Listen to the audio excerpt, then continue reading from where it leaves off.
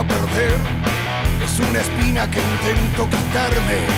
Si mi herida cerrada tal vez me dé la dicha de mil libertades. Desde temprano se puso a ladrar, mi perro interno que morder no sabe. Buenos días a todos, a muchos los pude saludar. Les agradecemos muchísimo que estén presentes y también agradecemos obviamente a las autoridades, a la autoridad de acá del museo, al municipio, al intendente que bueno, nos ha hecho llegar su saludo y bueno, y también nos comunicó, digamos, la importancia de todo este evento de unos días, así que también tenemos la suerte que vamos a acompañar un poco toda esa fiesta. Esta es la tapa del libro.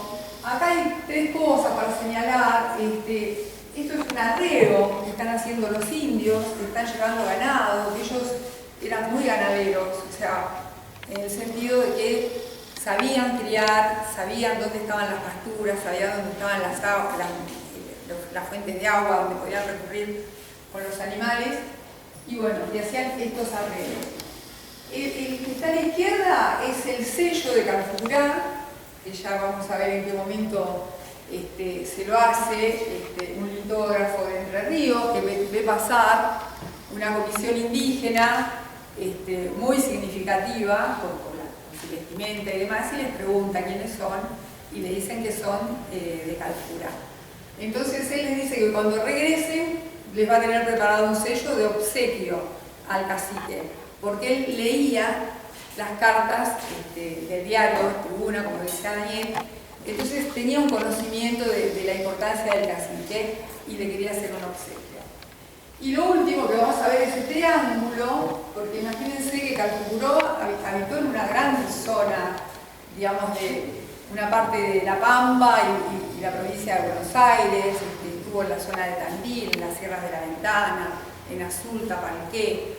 Pero fíjense que termina pidiendo ese triángulo vital para la supervivencia de las familias que conformaban, digamos, todo su lof, que se le llama así a la unidad de familias que conforman una tribu, el lof, para poder vivir ahí con los animales, ese triángulo, y tampoco lo consigue, porque esto que decía Daniel de las cartas que mandaban las cartas, bueno, 350, imagínense las cartas que mandaban las autoridades negando que haya sido él el culpable de algunas incursiones, porque ahora vamos a ver que había otros actores en el territorio, y terminó pidiendo esto que tampoco se lo concedieron.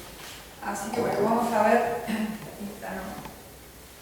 Bueno, como decía Dani, todo lo que vamos a presentarlo en su contexto histórico, como para ubicarnos un poco mejor. Tomamos en cuenta los aportes de los hechos y sucesos omitidos hasta el presente para la reconstrucción de la historia, que es un poco lo que les contaba Daniel, la búsqueda. Pero también el contexto tenía que ver con que había habido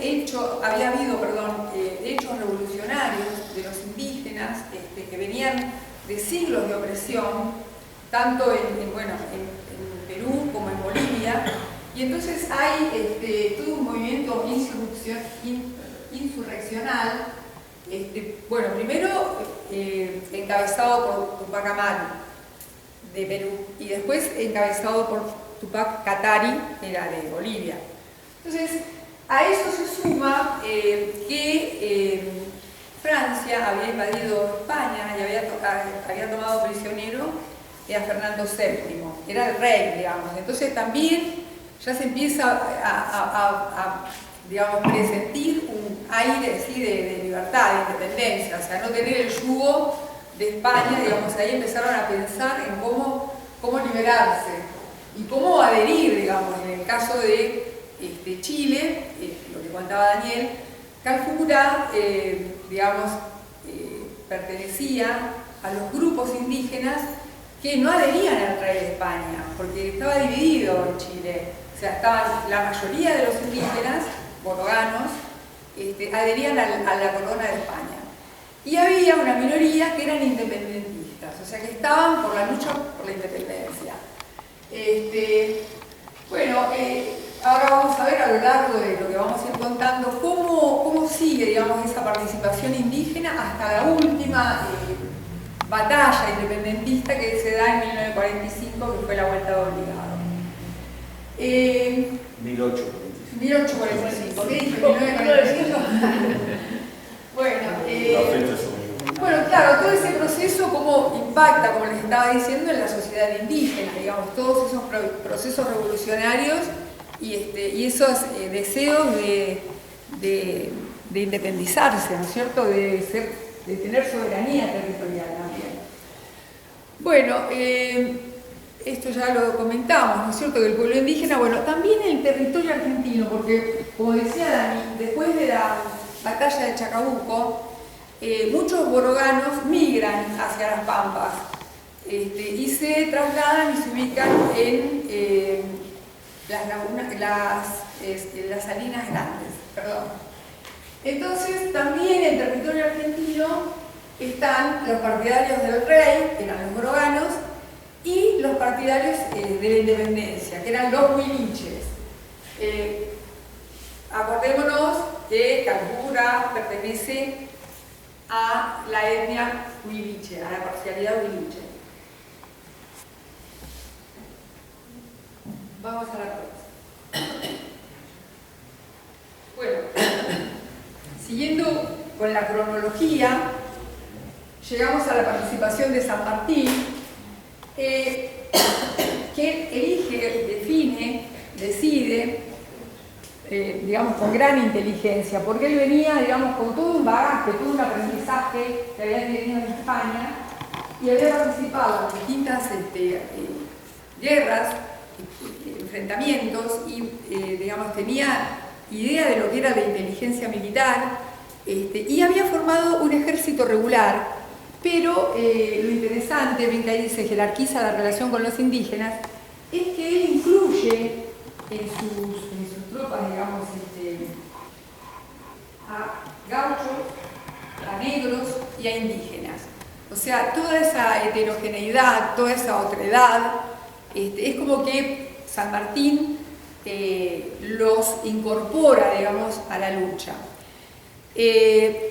Muchos de esos indígenas van a formar, como decía Daniel, la columna sur, que está encabezado por Freire, y lo que ellos tenían que hacer, lo que tenía que hacer esa columna sur, era generar insurrección por todos los pueblos que iban pasando, tal es así que ellos salieron de Mendoza con 80 integrantes en la columna sur de Freire, y llegan a Chile con 2000, porque fueron muchos indígenas, porque ya en esa época, nosotros en el libro van a ver las fuentes, tenemos documentación de existencia de pehuenches habitando el sur de Mendoza.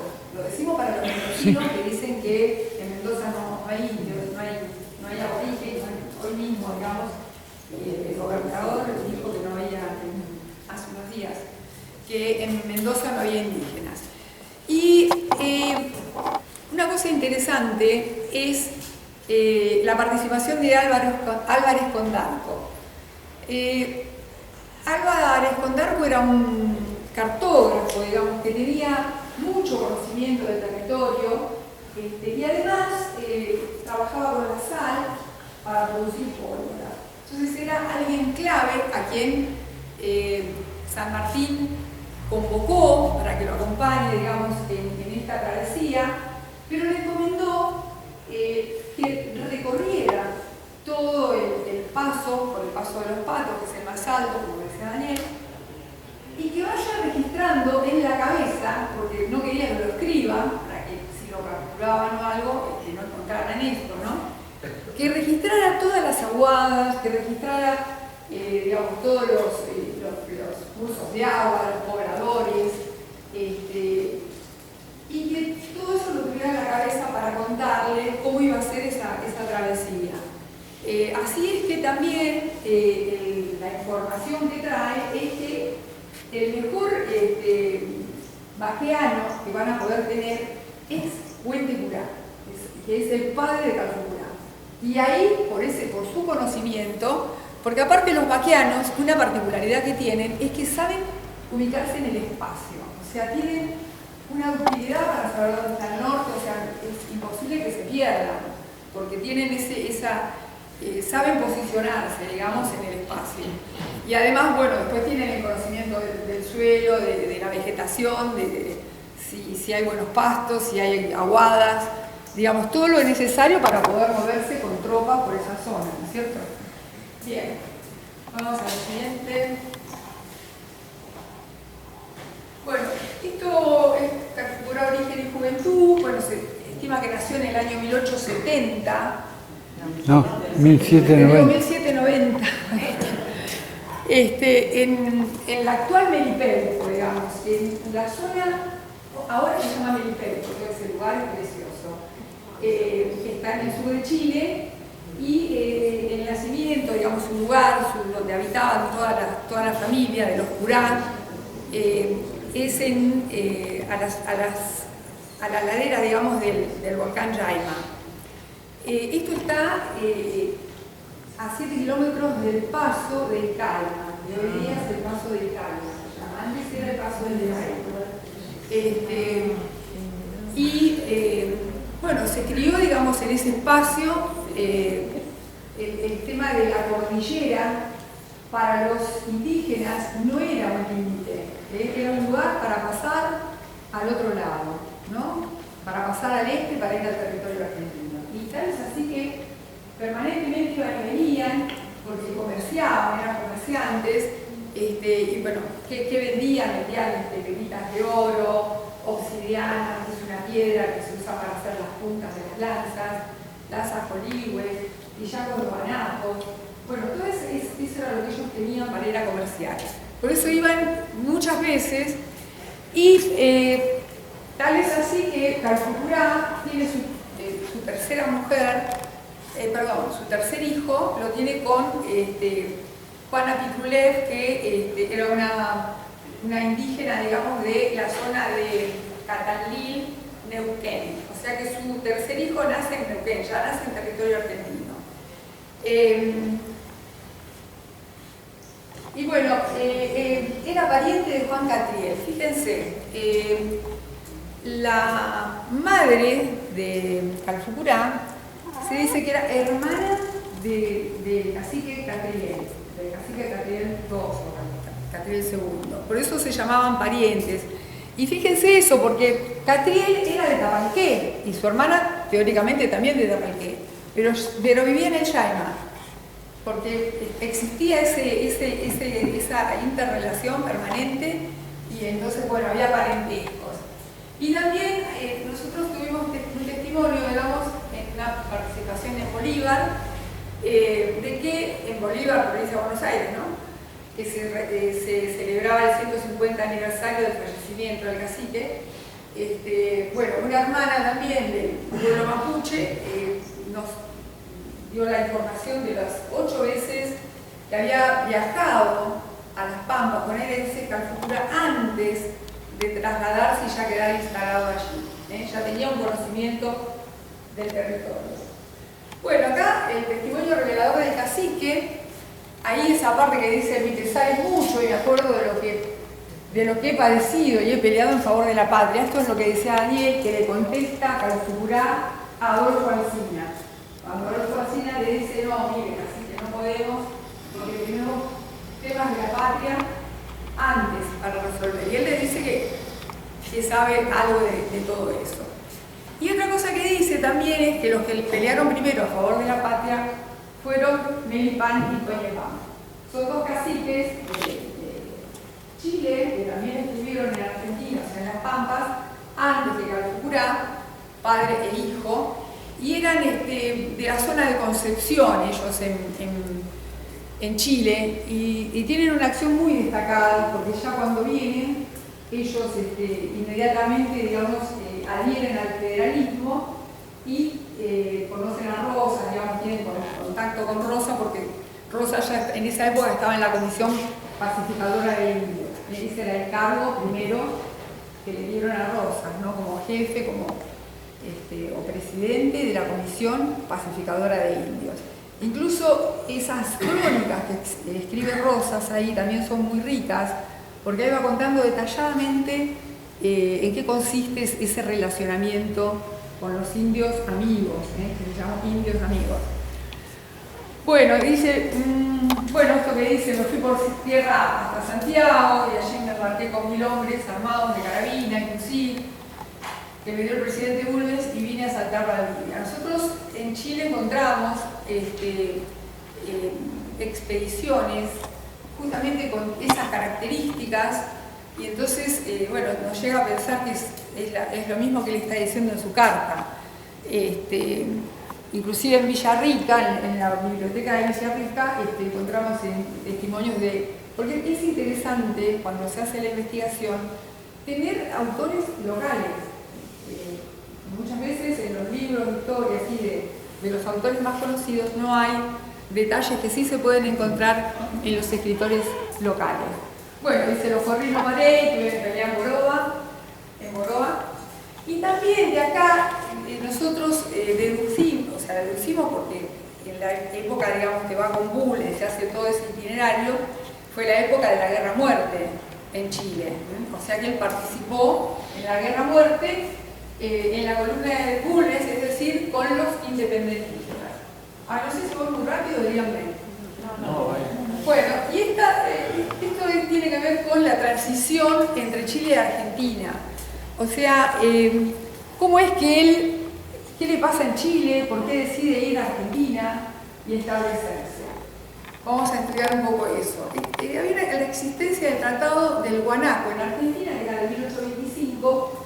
Ese tratado lo que establecía era que la zona de las Salinas Grandes era territorio huiliche, se respetaba, o sea, ya había un acuerdo que decía que esa zona era para los huiliches, pero estaba ocupada por los borogas, que los borogas adherían al rey, y estaban ahí incrustados y muchas veces recibían unos grupos de vándalos, que ya los vamos a ver, los hermanos Pincheira, y los alojaban, les daban protección en sus toldos y muchas veces iban flameando la bandera española en territorio pampeano, ¿cierto? Ese es un punto para tener en cuenta. Y después, en la guerra, digamos, por los pasos cordilleranos, porque los curá controlaban y, digamos, estaban siempre establecidos en el paso del Calma, que es el paso de Yaima, pero esto lo peleaban mucho con los boroganos y entonces Calfucurá, digamos, tiene una derrota en Malarcahuel en 1830 y a su vez están pasando muy mal momento en toda la zona del sur de Chile por una gran sequía que en realidad duró 5 años. Entonces empiezan a perder el pasto, los animales, digamos, no se pueden mantener. Y ese es el sustento de las familias. Entonces decide ir a La Pampa, decide abandonar, ¿no es cierto? Dice, ¿qué hace?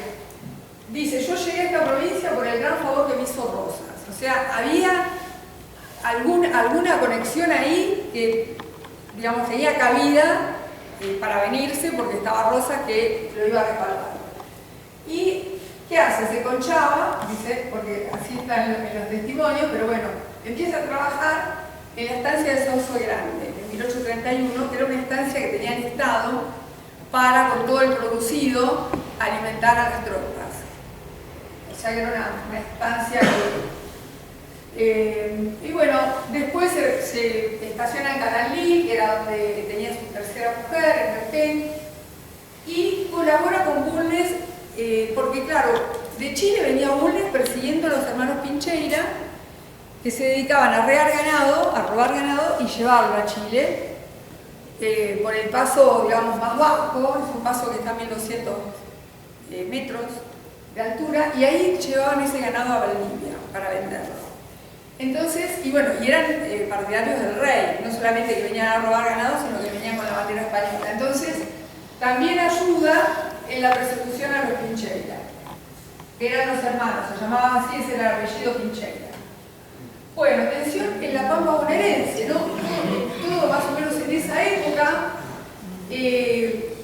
Claro, la paz interior está en riesgo, digamos, porque hay una división, ¿no es cierto?, unitarios y federales. Entonces, el federalismo se insinúa y se consolida, digamos, porque también la Constitución, pusimos ahí las dos juntas, pero una es de 1819 y la otra de 1826, que son constituciones copiadas, digamos, de la Constitución norteamericana, que Rosa no estaba de acuerdo, que vamos a tener una constitución propia, y estas constituciones niegan directamente a las provincias y establecen que el director general va a durar 9 años en el mandato para, digamos, dirigir el rumbo, digamos, de la nación, 9 años, y que los gobernadores de cada provincia los va a poner esa persona que esté, o sea, no va a salir del consenso de cada provincia el gobernador. Entonces, bueno, esas dos constituciones son rechazadas de plano por las provincias y eso genera la caída de Rivadavia, que ya para ese momento era presidente. Y que era el impulsor, además, de estas constituciones, ¿no? Rivadavia, que tenía una mirada centralista, unitaria, digamos, que concentraba todo en Buenos Aires y en el puerto de Buenos Aires. Y las provincias las dejaba como libradas al azar, ni siquiera se preocupaba por las soberanías provinciales, ¿no? Bueno, viene la ley de enfiteusis y Rauch. La ley de enfiteusis es una ley que propicia Rivadavia y que se hace efectiva en 1826. ¿Y qué hace? ¿En qué consiste esa ley? Esa ley consiste en otorgar tierras públicas que estaban como garantía del empréstito para Baring Brothers, que se había celebrado antes. Entonces esas tierras estaban hipotecadas. Pero claro, Rivadavia necesita fondos. Entonces, ¿qué hace? Sobre esas tierras las otorga por 20 años pagando un canon. Entonces, muchas familias adineradas, digamos, las familias más acomodadas, compran grandes extensiones, a tal punto que son 8 millones de hectáreas distribuidas en 500 familias. O sea que ahí se generan los latifundios directamente. O sea, mucha tierra en manos de pocos. Eso tiene que ver con la ley de enfiteusis. Y Rauch es un militar que viene, bueno, de Europa y que Rivadavia lo convoca porque es muy sanguinario, muy feroz, muy aguerrido para combatir directamente a los indios, sin hacerse ningún problema.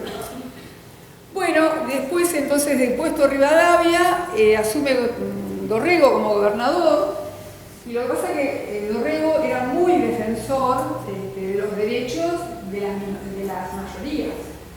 Entonces, cuando ve las constituciones, también en la constitución se establecía que, por ejemplo, los analfabetos, los que no tenían trabajo o los que trabajaban digamos, en actividades menores, no tenían derecho a votar. Y él veía que la mayoría eran eso, entonces iba a ser un gobierno, digamos, ya amañado, digamos, de entrada, votado por poca gente. Bueno, también después sucede en 1827 la defensa heroica de Carmen de Patagones, que ustedes supongo que saben mucho más que nosotros del tema, donde nosotros decidimos que hubo indígenas en la defensa también de Patagones. Y justo ahora me comentaba el director del museo que ha habido hallazgos arqueológicos en la zona del Cerro de la Caballada que parecería ser de indígenas. Y eso coincide con cuando todos los autores que nombraba Daniel, uno va interpretando, ¿no es cierto? Pero encontramos también en la historia datos que datan de que Rosas le había pedido a varias tribus que pusieran sus toldos cerca del Cerro de la Caballada, porque ya sabía que iba a venir una invasión imperialista. Bueno, después del fusilamiento de Dorrego, un fusilamiento, digamos, sin ningún juicio previo ni nada, realmente fue capturado por Lavalle y fusilado. Y entonces después asume Rosas, y Rosas va a ser, Rosas asume en 1829, o sea, van a pasar 4 años, él hace todo su mandato, y recién después va a ser la expedición a los Llanos. En muchos libros está como la expedición al desierto, que fue una expedición tipo la expedición al desierto de 1879. Y nosotros, bueno, nada, contamos que no tiene nada que ver con eso. Pero bueno, en la expedición a los Llanos, fue de 1833 a 1834. Bueno, el primer agrupamiento de la Confederación Mapuche. Esto que les decía Daniel, fíjense, Calfucurá llega en 1830 y entre 1834 y 1836 va a celebrar el Tratado del Pino con Rosas. Pero decimos hacia el Tratado de Pino. ¿Qué es lo que conlleva el Tratado del Pino? Bueno, Rosas tenía bastante dificultad con los boroganos, que eran defensores del rey, y se reunía con ellos en largos parlamentos para tratar de que adhieran a la independencia, porque la independencia se consigue en 1816, pero esa independencia es frágil, o sea, es débil, hay que apoyarla, hay que sostenerla en el tiempo para que se consolide. Entonces no se puede tener en el territorio comunidades que estén en contra del gobierno. Entonces, bueno, nada, tuvieron muchos parlamentos y los boroganos no cedían, y eso tiene que ver porque los boroganos estaban estacionados en las Salinas Grandes, que como ya vimos por el Tratado del Guanaco estaban asignadas a los huiliches, o sea que Calfucurá podía asentarse ahí porque bueno, era huiliche. Entonces también se da que no había un liderazgo indígena, había como una dispersión de los caciques, y en ese contexto es que Calfucurá encuentra la forma de unir al pueblo mapuche, respetando la diversidad, ¿no es cierto?, las parcialidades, y busca un instrumento para lograr el diálogo y un acuerdo político con la Confederación Argentina, encabezado por Rosas e integrado por 13 provincias. Y pusimos así, entre comillas, los 13 ranchos, porque los unitarios, con un poco de desprecio, a las 13 provincias les decían los 13 ranchos. Bueno, ¿por qué fue un acuerdo estratégico entonces? Porque Calfucurá necesitaba instalarse en las pampas bonaerenses, por un lado. Y Rosas estaba como con 5 frentes para atender, ¿no es cierto? Porque tenía el tema con los unitarios todo el tiempo, que era como la oposición, lo desacreditaban en los periódicos, en donde podían, lo desacreditaban permanentemente. Entonces tenía ese tema de interna. Después tenía el problema de los indios que venían de Chile y hacían, maloneaban y se llevaban ganado. Tenía la amenaza permanente en el puerto de Buenos Aires, y ahora esa amenaza se trasladaba al sur también. Por eso, bueno, después se da la batalla de la Caballada. Y no sé, ¿qué más? Sí, eran más o menos esos los frentes que tenía. Entonces, él vio que la confederación que proponía Calfucurá, integrando todas las parcialidades mapuches que pudiera, de tribus, iba a ser conveniente, digamos, para ver cómo erradicaba, digamos, a los que eran defensores de la bandera española. Por eso decimos que fue un acuerdo estratégico. Y ese acuerdo, que termina de firmarse en 1836, ¿sí?, va a durar hasta 1852, cuando es la batalla de Caseros. Entonces, ese acuerdo también lo que digamos, conformó es un periodo de paz, porque durante ese periodo de tiempo no había, digamos, tantos enfrentamientos, y por lo menos el federalismo estaba fortalecido, por decirlo de alguna manera, porque también había caudillos de las provincias que apoyaban a Rosas, entonces tenía como una tranquilidad, digamos. Los intelectuales de la época eran admiradores, tanto de Estados Unidos como de Europa, y bueno, estaban en contra del federalismo y adherían al unitarismo, y solían ir a Uruguay, donde también los cobijaban, y bueno, ahora vamos a ver que la batalla de Caseros, justamente la derrota de Caseros, tiene que ver con que Urquiza en realidad se había aliado con Brasil y con Uruguay, entonces tenía todo un apoyo para enfrentar a Rosas.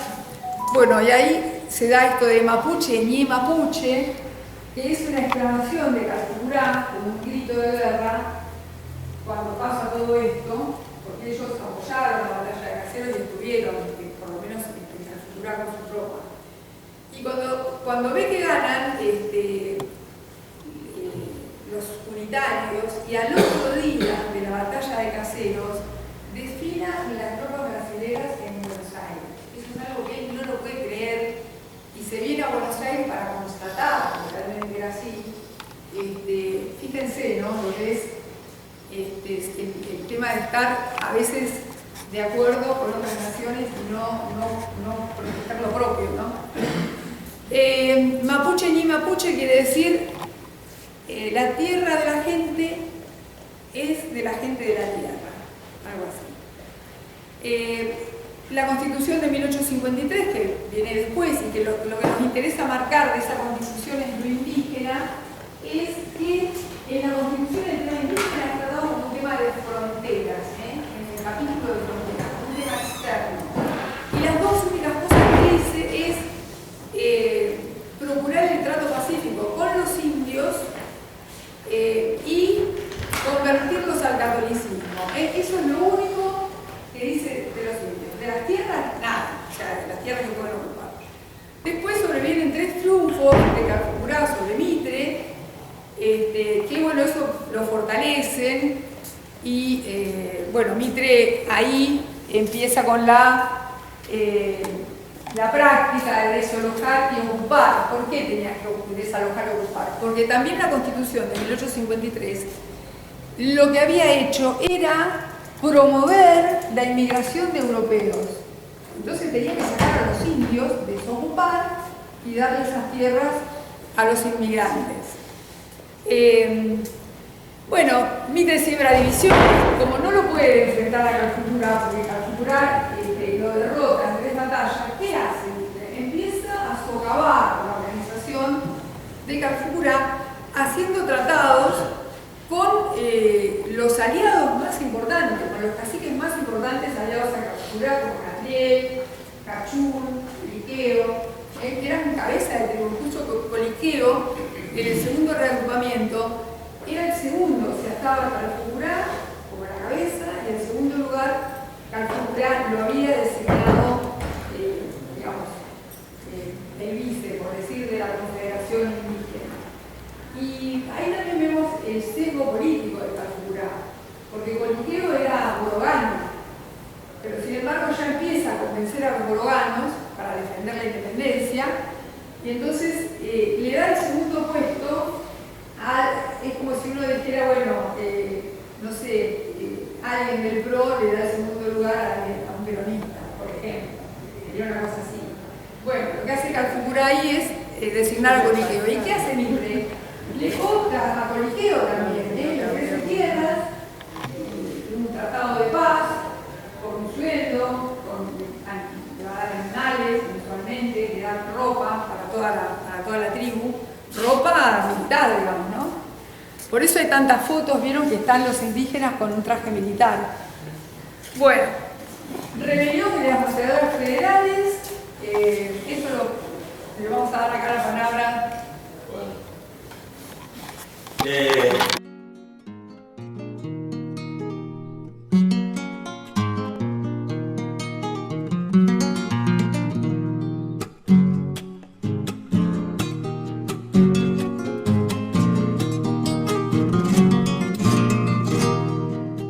La tierra entera tiembla, vienen los pampas armados de bolas y lanzas.